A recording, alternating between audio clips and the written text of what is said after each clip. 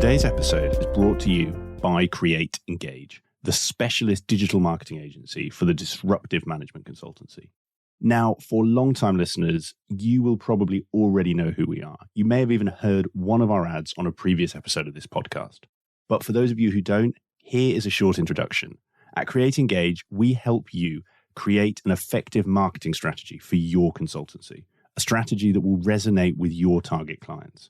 And then we support you by delivering the campaigns you need to turn that strategy into a reality, helping you to build your brand, raise your profile with your prospective clients, and ultimately generate return on investment from your marketing activity. Now, I could tell you about many of the great clients that we work with and the results we've delivered for them. But instead, I'm going to do something much more powerful and something that I would recommend you do for your own marketing. I'm going to let our clients do the talking for us. If you are currently thinking about marketing for your consultancy, you're going to want to listen to this. Create Engage started the process for us. They managed it end to end. They came up with some really creative ideas and we were really happy with the work that they did, which meant that we could just focus on running the business. Not only did we start conversations with clients that we hadn't spoken to before, but also there was tangible return on investment by some work that we were given. They've helped right from the initial shaping of the idea through to helping us work out what our end goal was. They've supported us with the visual identity and our positioning of the brand. We've had an immediate expansion of our network and have initiated a raft of new conversations with owners, CEOs in target client organisations, and has led to us winning new projects already. One of the greatest compliments, I guess, is that one of our competitors even said that they really like what we're doing with marketing. They wish they could be doing something as good.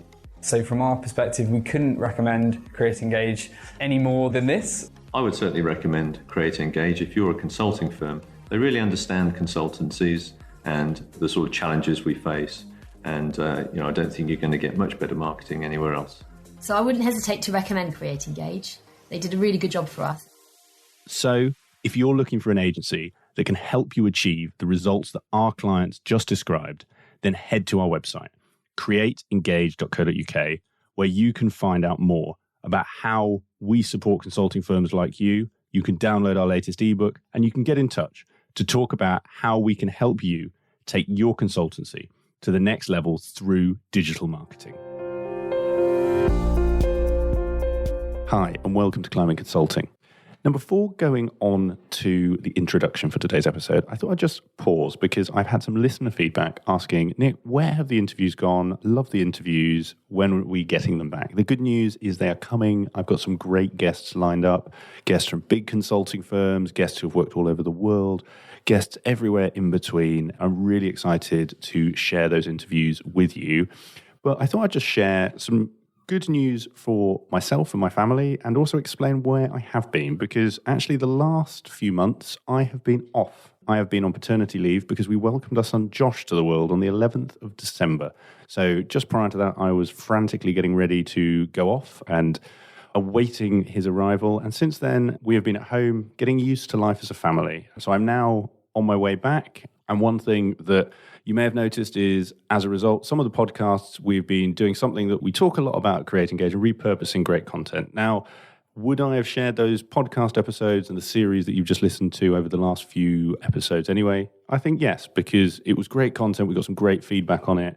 And I know the people who joined those live sessions really valued what Derry and Rob and myself had to say. But I just thought I'd share that because obviously if one person has said, Nick, where's the interviews? I suspect others are thinking it. So that's where the interviews are coming back. I've got some great guests, as I said, but I've been off for a few months.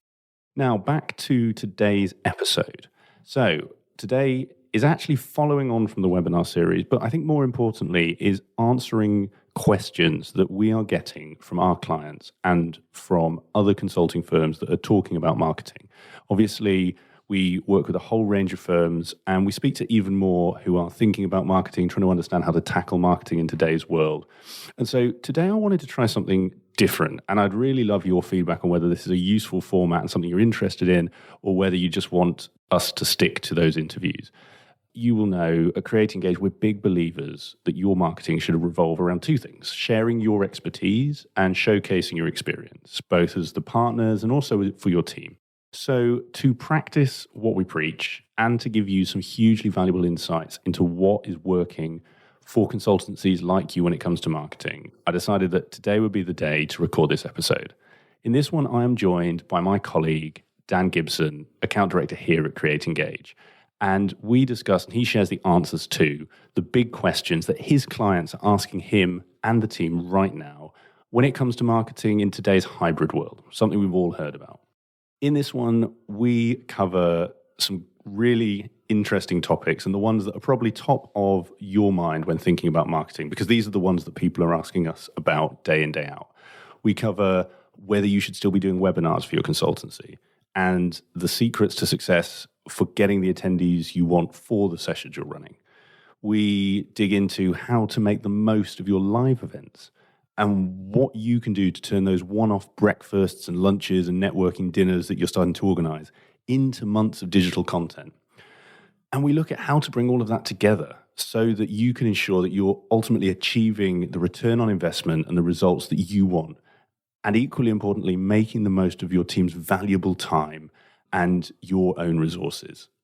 And we look at how to bring all of that together to ensure that you are getting the return on investment that you want from your marketing and making the most of your team's time and capacity. If you're anything like our clients, I expect you'll be wanting the answers to these questions. I imagine these are the things that you're wrestling with when you're talking about marketing for your firm. And so for that reason, we recorded this episode. And for that reason, I think you're going to love it. So without further ado, please enjoy my conversation with Dan Gibson. Dan, welcome to the show. Thanks for having me. So something a little different. I know we've talked a lot about this internally. Obviously, the last few episodes of Climbing Consulting, we've focused on the webinar series I did with Derry and with Rob. And obviously, the question we get from all of our clients is, what should we be doing? You know, the last session was around hybrid marketing. What are we doing in a changing world? Now, I thought this would be a great chance to get you on because you're working day in, day out with these clients. So when I'm giving these examples, these are from real clients you're working with. And I just thought it'd be really useful for our listeners who are focused on marketing, thinking about that for their consultancy to hear what's actually working here right now, what we're doing with clients that they can think about for their own consultancy. So before we dive in though, just because I'm conscious not everyone listening will have met you before, mate, can you just give a bit of background on who you are, what you do at Create Engage, some of the clients, some of the sort of things you're working on? Yeah, absolutely. So firstly, good to be here. I've listened to many episodes. It's good to finally be a guest at last. But for those who don't know me, some people listening will have worked with me directly. For those who don't or haven't, I'm account director here at Create Engage. So work across a range of clients, helping shape digital marketing strategy and delivery. Before here, I was working for agencies mainly in London on a range of brands, everything from big booze brand sponsorships of sports events through to financial services, global campaign things. So a real range, but have now been at Create Engage for coming up to 2 years. It's gone quickly. Which is 2/3 of its life. So not quite there yet. So yeah, good to be here. Well, I think I'm just trying to think when this will go out actually. I think this is going to go out a week before our third birthday. So that is coming. Watch out. If you're listening to this, you will see more about that on LinkedIn. And so why don't we just dive in? And I think we've got a few things you and I have talked about wanting to cover. And this is very much from things that our clients are asking us and firms that we're speaking to are asking us. And I think the obvious place to start is the webinar, because I was very public before COVID of saying webinars are a waste of time. No one goes to them.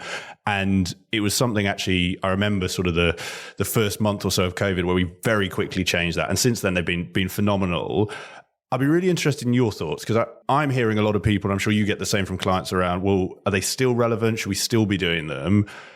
What are you seeing? Is it something you're still doing with your clients? Is it something actually you're moving away from? Sort of, what are you seeing work?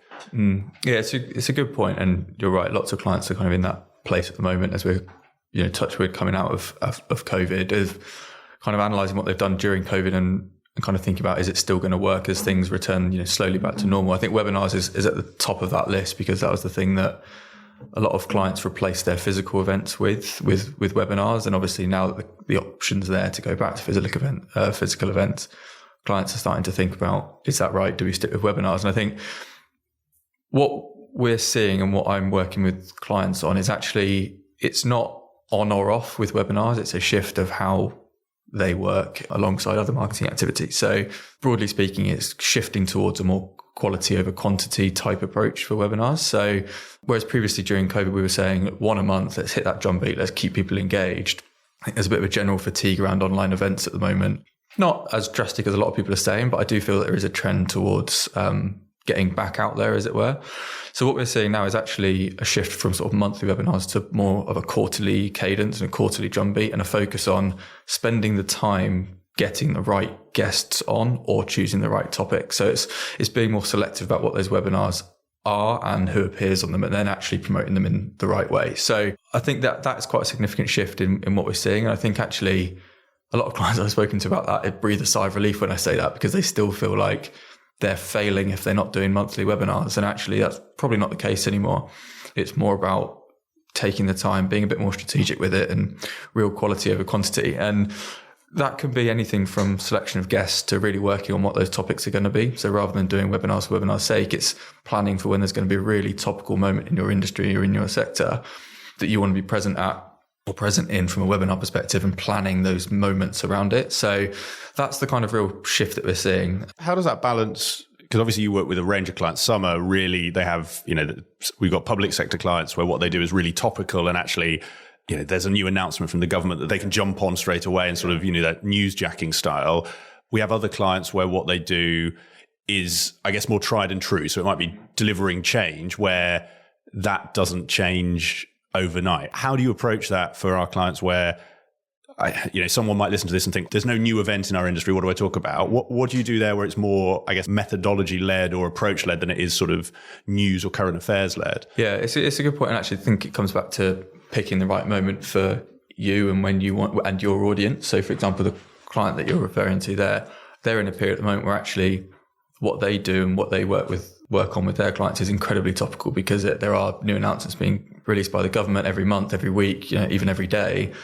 And actually they're in a cadence at the moment of 2 webinars a month, which is more than we've ever done. But now is the right time for them to be doing that. It might not be in 6 months' time. It might be back to quarterly. And I think there's such a drastic difference there, because now is their moment. Whereas, another client that I work on, their moment was kind of the last quarter of last year. And actually they spent their time getting a really high profile guest on and promoting it in the right way, and actually focusing their efforts into that gave them 250 registrations for that webinar, as opposed to sort of the 50, 60 they were getting on a monthly basis. So that was kind of that shift from quantity into quality and putting that effort into it. I think to your other point about that stuff that's always going to be relevant as opposed to the newsjacking approach, I think again, it's kind of finding where you can make those relevant to people. So if it's a calendar moment in your sector that is going to make what you do particularly relevant at a particular time of year, it's identifying that and building up to it. Or it's finding the right person to bring on to make what you do different and unique and stand out at that time. So that would be kind of, if it's not super relevant and what you do on its own is going to be interesting enough to get people there, it's finding the right guest to bring on, a bit more strategic around those topics and really digging into that a little bit more. So spending the time to structure that webinar in the right way rather than doing it for the sake of doing it, I think is how I kind of balance those two things. But also spotting when that needs to shift. So like the client that we're talking about earlier, if in 6 months' time we know there's going to be something particularly relevant, we might want to plan to be doing more webinars or more things around that. So it's kind of having that regular drumbeat in mind, but having the flexibility to ramp it up or down when we feel like there's a particular thing that we do want to jump on. So again, I don't think it's necessarily one or the other. I think it's a balance of the two at the right time, and just making sure. I think what we want to avoid is not doing anything. And I think there's that kind of on or off is quite a dangerous approach for it. Is are webinars working? Yes, no. I don't think is ever going to be the case. It's going to be, at what stage do you lean into webinars more than you lean into another thing that's working for you at that time? And we'll probably come on to at some stage that that's true of all activity across all channels, but particularly webinars at the moment, I think. To that point around the one thing you shouldn't do is not do it. And you touched on a couple of things just to, I guess, tease out, because we do have quite a bit to cover. So I'm keen not to just do a whole session on webinars, although we could. Yeah, I speak to firms who are interested in doing more digital marketing, and some roll their eyes, everyone's doing a webinar. Some, worry about it in terms of if you don't have a film studio or you mentioned big guest, and I think sometimes that makes people think of a film star or, David Beckham or whoever it is. David Beckham's probably a terribly old reference now. But just on those 2 points you mentioned around having a good guest, and also you touched on numbers. And I think, ultimately what we do ties back to delivering return on investment. No one that we work with is just doing it for fun. They're doing it to get a return, to get that value from their marketing. I'd just be interested in those two pieces around what does a good guest look like, just to dispel some of those myths maybe around it needing to be a superstar, and also just that point on the ROI side. What are you seeing from your clients? What are some of those results, and how's that helping their businesses? Yeah, it's a really good point, actually. I think you're right. People get scared off when you say big guest because they think big guest comes with big money, and then the kind of conversation stops there because nobody feels like they've got the network to do that. I think for me, a good guest, there's two different ways that I've been approaching webinars with clients. One is that more one-to-one sort of fireside chat, I suppose. And that's where you kind of can lean into what, say, big guest, let's say industry leader or industry kind of expert. And I guess just to help people, that could be clients. Like a lot of the ones you've run, they're clients of the organization as opposed to a sort of someone they've booked through a speaker agency. Yeah, absolutely. But I think more importantly is what makes a good guest when they're not, a senior existing client or an industry leader. And actually it's people that bring different perspectives to a single topic. So one that a client we're working with at the moment are getting real success with sort of panel webinars, and no guest in their own right, hopefully I won't be offending anyone by saying this, no guest in their own right is going to draw a crowd of 1,000, but spending time to pick the right topic and select the right guest to each bring a different perspective to that single topic makes for a very interesting conversation. And being able to market the different perspectives to different audiences also makes it very relevant. And that can just be different regions. So geographically, people are coming at a single topic differently. It could be different levels within a business. So one topic might be, the topic might be relevant to everyone, but that could be very different from how a junior person in an organization looks at it versus the top person at an organization looks at it. And I guess that's what I mean by being a bit more selective, a bit more strategic about selecting the topic as well as the guests, because you can really find what is that pain point or that issue that is going to draw people. And then you can select guests to each bring a different perspective and a different point of view on that single topic and generate a really good conversation. And actually as a host, if anyone listening to this is thinking about hosting a webinar but has never done one before, the host job then becomes, I've never done it, so I won't say, but quite easy, because all you need to do is kind of set things up and let people talk. Because usually people that come on these webinars want to talk, they want to promote either themselves or their organization. And it's just a case of prompting that and nudging that conversation along. And I guess going back to what you were originally talking about in terms of what makes a good guest, it's people that want to talk, people that have a unique perspective. And as a selection of guests, it's making sure that people bring that different perspective. No one wants to just hear everyone agreeing with each other for an hour. So I'll make sure I disagree with you at something on here. Sure. So it's not a webinar, mate, but no, I know exactly what you mean. And that last point, and probably just a nice bit, one to close us off on webinars and anything else, just that last point around that return on investment. Because obviously, someone will be listening to this thing, Dan, that's really nice, I can get some friends to come and chat, but what's the point? It's a bit, I'm busy. Why would I waste my time doing that? What actually are those results you're seeing and your clients are getting from these sessions? Yeah, and I think, again, success is relative from these sessions to all clients. But I think ultimately what people are getting is, we'll go through the funnel. So registrations is about a 50% conversion to attendees. And I think that's what I would consider good. Everything over that is great. From attendees, let's say 10 to 20% of those attendees are, again, not offending anyone, but qualified leads essentially. So worth reaching out to or following up with as a potential business opportunity or partnership.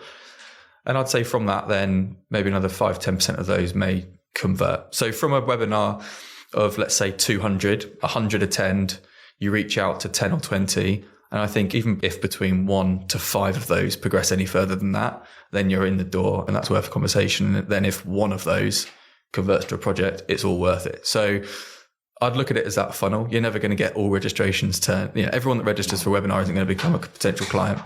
So I'd just look at that as that sort of funnel and then work out what your own measures of success are against that, which hopefully answers the question. Yeah, definitely. Well, I think, like you say, puts it in that perspective of actually if one webinar leads to one client at the end, whether that's 1 month, 3 months, 6 months, however far down the line, that really puts it into perspective and what is actually quite a cheap to run session. You need a Zoom subscription for, 60, 70 quid a month. You need a guest, and actually the rest is, inverted commas, free, isn't it? Yeah. I'll just add one thing to that as well, which is, and again, it kind of comes back to the point of it's not on or off. They need to be regular, and you can decide what you're comfortable, what regular means to you, if it's monthly, quarterly.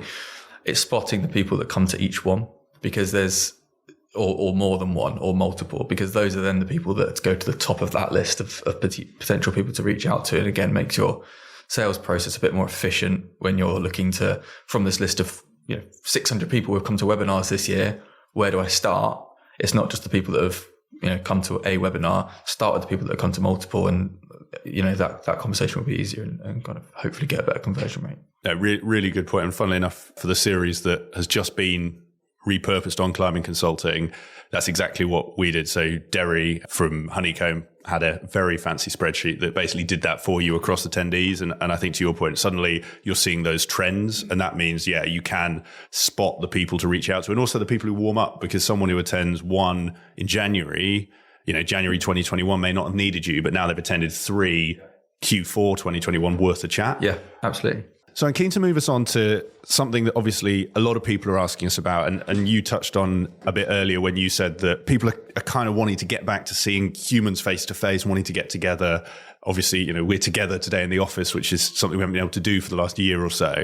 And that is actually the physical events. And so I'm really interested, because I'm hearing more people ask me, Nick, what do we do with a physical event? We're looking at running breakfast again, dinners, lunches, all of those sort of things. And I think prior to COVID, they'd kind of been overlooked from a digital perspective.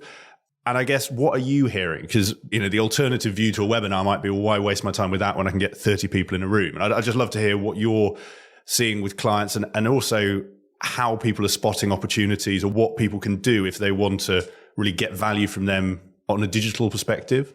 Yeah, again, it's a really big topic at the moment, and a lot of clients are asking about it. And again, I think it's not on or off. And people, I think, as much as we've said it for a year that digital is the way to go as opposed to physical events. And I think long term it is. But I think we'd be naive to think that clients aren't going to just dip their toe back in the water and just make sure that the things that was working for them before COVID aren't going to work now.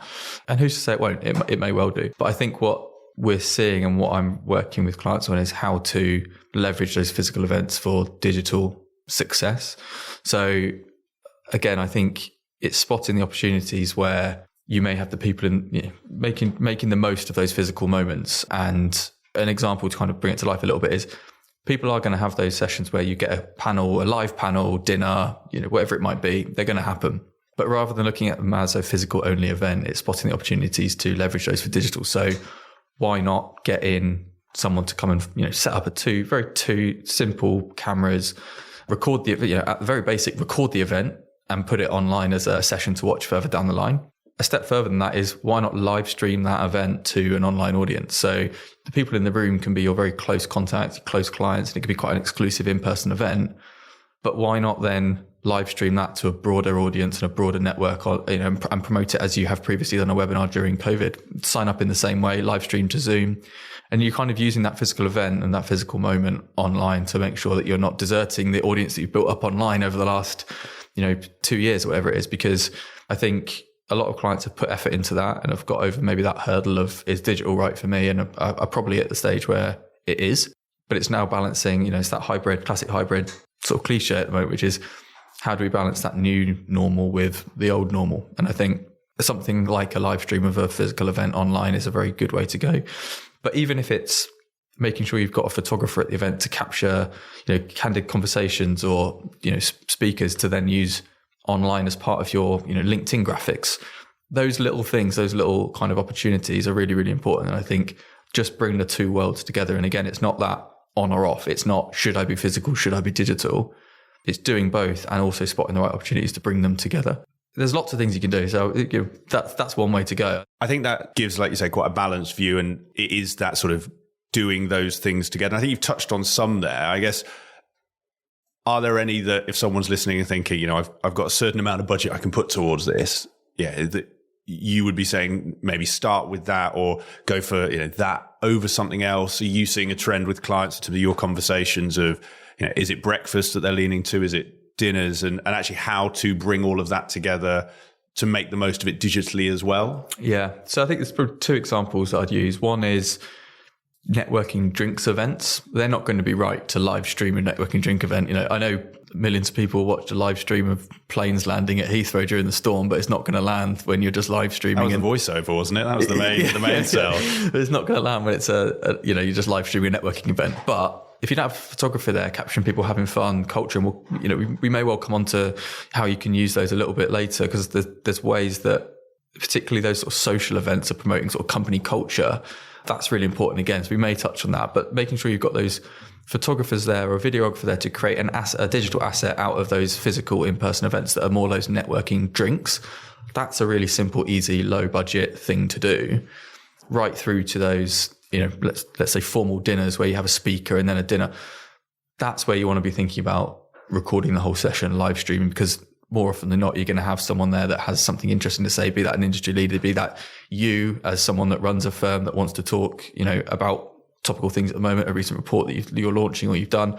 Those are the moments to start leaning into, do we live stream this whole talk or record this talk and use it later on for, chop it up into videos for LinkedIn.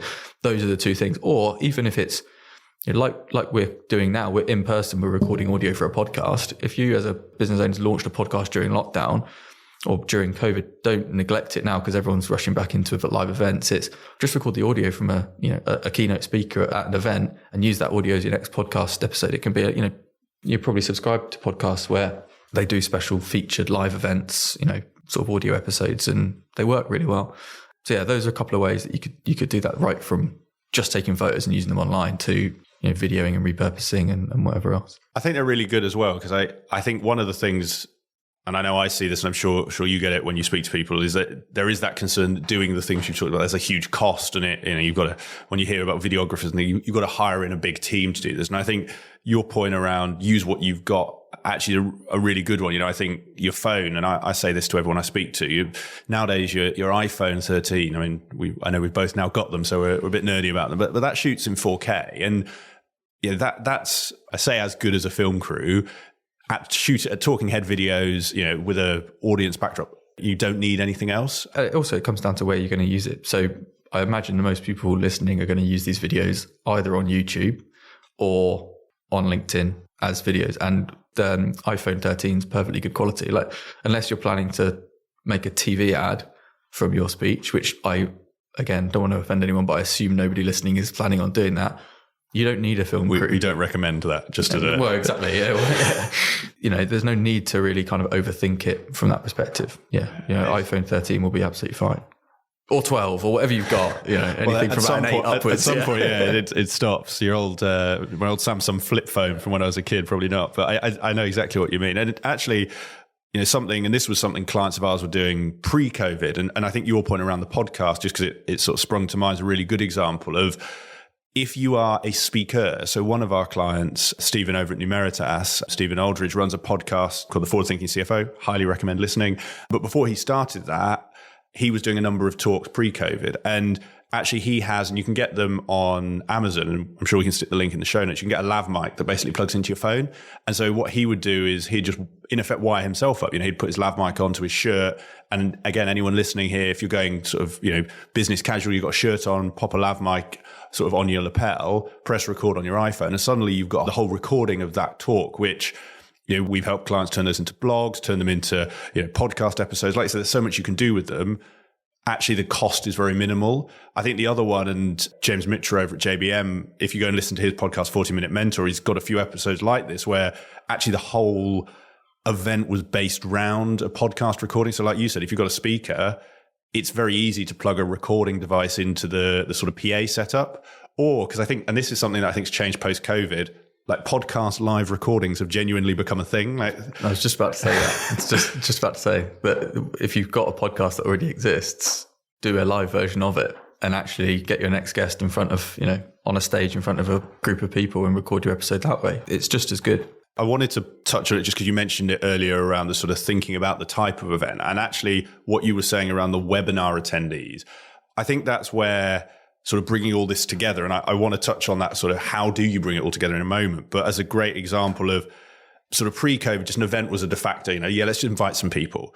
But very often if you're paying, 30, 50, 100 quid a head, that's quite an expensive way of just, random marketing. Whereas if you can target those people, so if you've run your webinar series and you've got 10 people who've attended 5 of them, why not now invite them to your dinner? Because they're going to be the ones that buy. Like, I always remember going to a rugby event with a previous company and there were like 3 people around the table who were never going to buy. That's a lot of money to spend on people you're not sure of. Whereas if you can get them pre-qualified, like you say, get them down the funnel, actually that next step where they meet you in person is a great way to cement that. And I think that's something that bringing those two worlds together can really help, and also expand your reach, because we say this based in Bath, not everyone's in London. And so if you're trying to work with a client in, I don't know, Newcastle, you've got to be pretty sure they're going to work with you if you're going to bring them down to London for breakfast. So just a side point, but I think that whole piece of actually thinking about the event strategy is really key. I want to bring us on to, because I think it brings all of this together, the kind of, how do you do this sensibly? Because as we both know, challenger marketing, people hear these tactics like do a webinar, do an event, and that on its own can do something. But we've both spoken to lots of consultancies who get frustrated because they've tried that. It's the kind of, I've been to the gym once, I'm not yet Arnold Schwarzenegger, what am I doing wrong? And I think that's probably the last piece that obviously is evolving with the sort of hybrid world. But how do you tackle that with your clients? Because our clients are consulting firms, they're busy people, they're working on projects, all of the things we know. Actually, how do you help them sort of structure these so that it's not just a random webinar in January, a random event in March, and kind of by the end of it, they're like, okay, well, that was great, but what does it all do? How do you bring that all together? It can be hard because I think, particularly when you're starting a sort of early relationship with a client and there's ideas flying around, the temptation can be, let's do everything. Let's, I've got this great idea, let's go for it. And actually, that's great for a bit, but it's a kind of bright spark and then it's kind of, it fades. And I think for me, the way I look at all of these things is, particularly at the start, I'd rather do less stuff better and then build on top of that based on proper learnings from what's working and what's not. And I think that can be everything from, making sure that your LinkedIn posts are driving through to your website. You've got a space on your website to capture data to then download, which then feeds into your email database, who then you can send your email to, and that consistently grows. And we'll kind of come on to a few little ways about how you can do that. So yeah, I think the main thing for me is that we need to stop looking at things in silo. This is like a marketing ecosystem. Everything needs to work together. So looking at what channels you have and working out how they link. How do they feed each other? Is that data passing from your newsletter through to your CRM system? Are people that are clicking on a LinkedIn post going to your website where they can read something more? And I think that kind of customer journey should be at the center of everything that you're doing from a marketing perspective. And I think doing that effectively is kind of where we're seeing real success for our clients. So rather than doing lots and lots and lots, think about what's really working.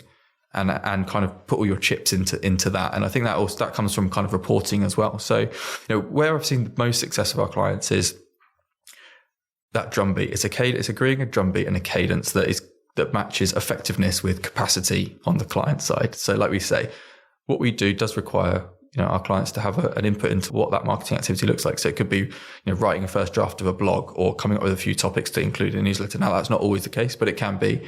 And I think balancing that with delivering results is kind of where we're seeing the most kind of success. On that point, I think it'd be really useful to maybe just elaborate a little bit around why that drumbeat and how it leads to success. Because if I put myself back when I was working in consulting, I'd be slightly cynical, particularly, we're here as a marketing agency saying, let's do a drumbeat. And some people might just say, oh, well, of course you want to do a drumbeat because that's late. You know what's coming. It's a bit lazy. You can, do it 10 months ahead of time. Could you just elaborate on why that works and delivers results for the clients? Because I think that's the key thing, that if I was the listener, I'd be wondering of why does this help me both manage my team's capacity, but most importantly, why does this deliver results for us? Yeah, it's a good, and I think actually it's an interesting point because I think people get scared by just doing the basics well. They feel like it's not enough, but actually that's the most effective activity, is that regular, recognizable content that is a kind of drip fed to your audience at a time when they expect it, when it's working because you can see the kind of engagement on it. There is no pressure, especially initially, to do these big all singing, all dancing campaigns because actually a lot of clients don't know whether that's going to work for them. And actually stripping that right back to this kind of comfortable drumbeat of activity that allows you as a client to put the effort into it that you want to and doesn't feel rushed your side. balancing that with effective reporting so that you have that loop of, is what I'm doing right? And starting slow, starting regular, and working backwards from an overall objective. I should point out as well, is that what are you trying to achieve with your marketing? If it's leads, there's particular activity that leans into that. If it's kind of just general awareness within an industry, there's activity that's linked with that. But don't be scared of stripping things back and testing and learning and building up from there. Going from no marketing to a fully, multi-channel presence is never going to happen overnight. It's really identifying what are those kind of areas that you want to be present in. So that could be kind of thinking about your audience. Where do they spend their time online? Where are they most receptive? And focusing efforts on that, and then actually just pulling out real success stories and focusing in future activities on the things that are driving the most success for you, and building up from there. A plan will naturally kind of become apparent. And that's why with clients, a lot of our kind of ongoing activity is, it's all slightly different because clients see success within their audiences in slightly different ways. Some people that's on LinkedIn and Twitter and a lot of effort goes on there. Some people don't have a Twitter account and actually want to go all in on their newsletter because that drives the most success for them. Some people just want to do webinars, and that's absolutely fine. And I think it's just finding that drumbeat that balances effectiveness and capacity and kind of just building up from there, which I hope answers the question. Yeah, definitely, mate. And I think it talks a lot about what we see with our clients, what I touched on in the webinar that I said we released as the last episode. And I think that's partly why I thought this would be a really good chance to put some color on that, because I think when I'm presenting as a webinar, it can be very easy to think that's a sales pitch or that's a perfect world. And I think what you've just said, is that really nice sort of counterbalance to sometimes that sort of headline messaging of actually, you just do the basics. And actually your point around finding what works, because you're right, some of our clients, and I just think about the ones you work with, we've got ones where it is the newsletter. They love it, works, it delivers leads. That's what we focus. We've got some, to your point, one client doing 2 webinars a month. For some actually quarterly, like you said earlier, is right. For some, they're like, this works so well. And I guess the other piece of that puzzle is it works really well for their team, because that's, as we both know, some clients hate webinars and just their team don't enjoy doing them. Some clients love them. And it's the same with all, isn't it? It's that balance of what works to deliver results, but also what works for you, because no one's going to do anything for the long term they hate. Yeah, completely agree. And also just on that as well, and again, it sounds like I'm sort of oversimplifying, marketing and marketing success. And I'm not. It's more just that insight of really focusing on the things that mean success to you. Because I think also there's a tendency, particularly from like a reporting perspective, let's take LinkedIn, for example, of let's measure everything. So follower growth, engagement rate, quantity of posts, everything. Not everything is going to be relevant to measure success about. And I think actually really thinking about what success looks like from marketing and working backwards from there, I think is really important. And actually as a kind of trend that I'm moving some of my clients towards is, look, you've got all of these things that you could measure. I'm kind of moving on to reporting now, but all of these things that you can measure. But what is it actually that you're going to look at on a monthly basis and think, our marketing is working for us? And actually, usually that comes down to about 5 things, which is, it depends by channel, but actually that principle you can apply to the activity as well. You can do anything and everything in marketing, but actually identifying what are those 3, 4, 5 things that are really going to drive results for you, and focusing on that is a great starting point. And really don't be afraid of simplifying marketing. Obviously, no one wants simple and ineffective. The whole idea of stripping back marketing and kind of activity is to make it simple but effective and building up from there. There's a really interesting piece in that, and I think it's exactly what you're talking about. And also for anyone listening, I think it's often the thing that's forgotten is you need to balance excitement with, I guess, the energy of the team. And we've seen it. And, we have a lot of clients who come to us because this is the cycle they've gone through, where they do a big flurry and then the team get burnt out, or, everyone's a bit jaded. I always, and it's probably a little cliche, but I always think of the kind of an exercise analogy of, we've all done it. You say, I'm going to get in shape, and you smash running and going to the gym like every day for 2 weeks. And then you go, I'm done now. And actually then you forget it. Whereas that little and often, as you say, with marketing, we're better off, and we do this with clients. We'll do something that maybe you could go faster, but your team are bought in, engaged, they're supporting it. And I think that's the thing that so often is overlooked, is whether it's a marketing agency like us, whether it's, you hire an in-house marketing manager, they are marketing. Otherwise they would be consultants. And so your team are the limiting factor, and you need to respect that. Otherwise, you burn everyone out. So I think it's just, reinforcing that point you highlighted. I want to just, because I'm mindful of time and I know we've both got meetings coming up, I think there was just probably one last bit to touch on, and more just because you mentioned it earlier around when we were talking about events and, taking culture videos. I think that's something we're seeing a lot more from our clients. And I'd just love to get your take on sort of what's driving that, and actually how some of the things we've talked about and some of that digital marketing can help with reinforcing that culture and supporting that side of marketing. Because I think it's something often that's overlooked. Yeah, agree. I think a lot of my clients at the moment are having similar challenges from a recruitment perspective, and are starting to see how digital marketing can really help them do that. So again, it's a similar principle to everything else we've spoken about, which is there would have been ways that clients were recruiting previously that were working for them. And now those channels aren't necessarily delivering what they need them to do. And I'm not saying digital marketing is the answer to everything, but it's another channel that people are looking to help solve lots of challenges, recruitment being one. And then I think for me, it's looking at it from the potential new team members' perspective. What is it that they're now looking for in a organization to join?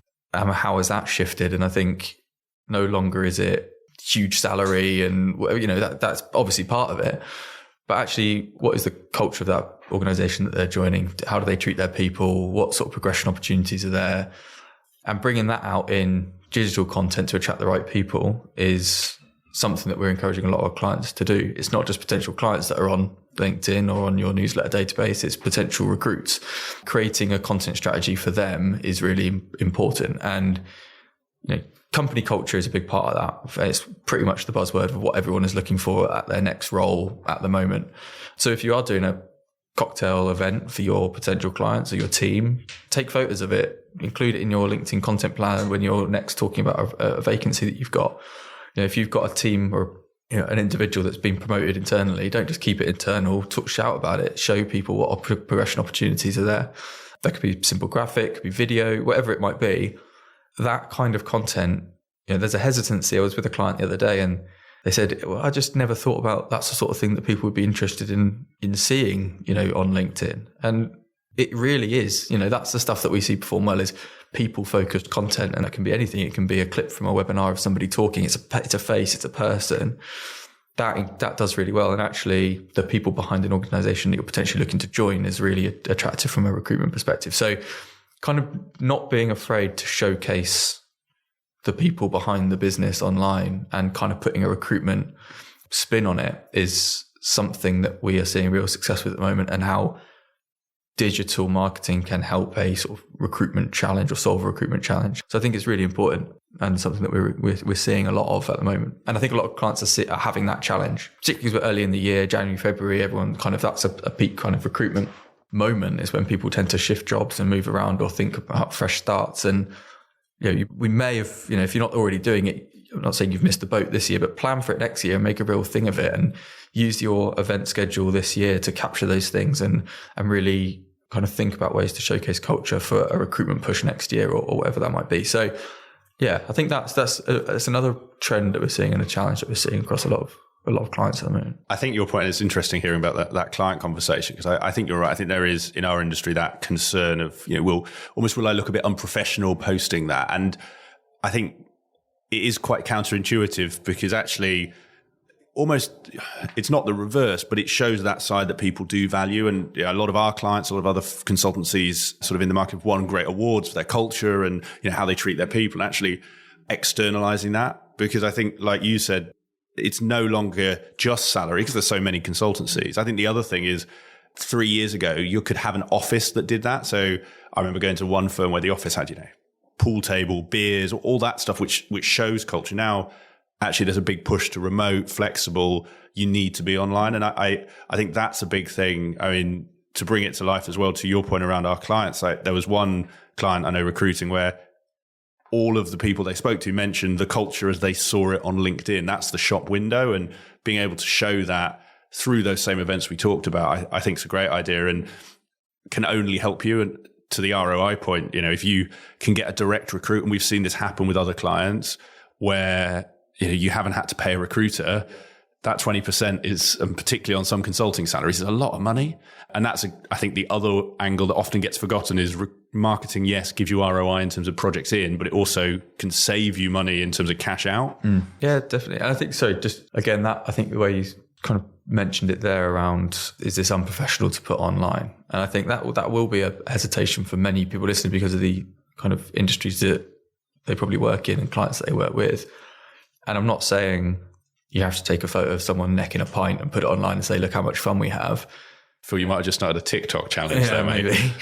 But actually, if you're in a kickoff workshop with a client, grab a photo, post it on LinkedIn, tag them in it, and it's how you work with your clients as well as what you do as a business. And I think that was something, again, that came out of that same session last week. The client said to me, so if we went into a kickoff session with a client, as a sort of workshop, are we allowed to take a photo of that and post it online? I was like, you can do what you want. Like, if that's what you want to do. Obviously, check with the client first. Yeah, of course. Yeah. But as in, I think if that represents how you as a business work with your clients and you want to capture that and talk about it, absolutely do. I think it's a good opportunity to kind of, pull back the curtain a little bit. And as someone, like you're saying, if some people are looking for different things from their next role, and actually, yes, the kind of, having fun is part of it, but how do they work with their clients? How do they do business is another one. And actually, if there's a particular way that you do it, if you have workshops and you've got sticky notes up on the wall and that's how you do everything with your client, capture that moment and talk about it in a way that gets people excited. And I think that's perfectly, it's fair game. And I think you're right. There's that hesitation of everything we have to put out on LinkedIn is formal. It has to be, an opinion or ground. It can just be personable and show a bit of character and personality, and that will land just as well, if not better, if we're thinking just about metrics. But let's not do it. It's just as good. And I think kind of overcoming that mental block of should not put this online, like you say, obviously you should probably ask the right people whether they're happy to be featured in a post, but it's good. It's good content, and it's another avenue and another way that digital marketing can help solve challenges. Yeah, no, I like that, mate. And I think it comes back to the point earlier around the basics and that drumbeat as well of sometimes, we've all been guilty of overthinking that one post and putting too much weight on it. And actually, particularly things like that, it's a crude name of that throwaway content where it is, today I had a great meeting, just had a great coffee with so-and-so. Actually, just those little things. And we don't have time to go into sort of all of those tips and tricks of how to sort of maximize what you're doing on LinkedIn. But that point of don't overthink this stuff, put it out. I think the term thought leadership has a lot to answer for, because it makes people think they have to, like say, have that Isaac Newton style thought before you can talk. And actually, I always think good thought, and in this case, fun thought, trumps new thought every time. A few posts about your meetings, your new clients, your culture, the fact, you're at a team lunch because you're celebrating someone's birthday. That's what draws people in from a recruitment perspective. I'm conscious of time, mate, and I think we're pretty much there. I know, if we wanted, we could keep talking and we'll see how this does. If you've enjoyed this episode, please let Dan and I know, because we're happy to do more of them. We want to mix up what we do with Climbing Consulting. For regular listeners, interviews aren't going anywhere, so they will very much still be a core part, but really keen to mix that up as we come back. But I guess just to finish us off there, Dan, and sort of close, we've covered a lot of ground today, put you on the spot a bit. If there was one thing in everything we've talked about you could leave our listeners with, anyone who's sort of on the train or they're driving home right now, they've enjoyed this, they want to go and work on their digital marketing or just their marketing. What we do, like you say, is a core part of that. But events, for instance, is something we're looking at with others. Is what's the one thing that we've talked about that they should take? If there's one thing they did, what is that thing they should go and do or take away from this? I thought you'd be putting me on the spot, but the answers popped into my head quite quickly. So maybe that's the thing to go for. Why ask a long question to give you time to think? Yeah, I think it's that guiding principle for everything. And I've mentioned it completely unintentionally a few times, which is it doesn't need to be on or off. It's not physical or digital.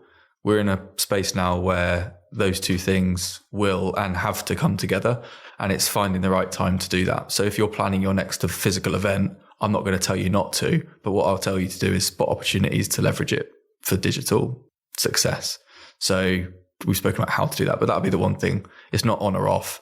It's a hybrid. Oh, no, I finished with a cliche. Love that, Dan. Well, I think that is the quote of the podcast. So why don't we call it there, mate? Thank you very much for your time. Really enjoyed that. And enjoy the rest of your day. Pleasure. Thanks for having me. I hope you enjoyed today's episode of Climbing Consulting. If you have any guest recommendations, comments, ideas, thoughts on how I can make this show better for you, just drop me an email. It's nick@createengage.co.uk, and I really look forward to hearing from you.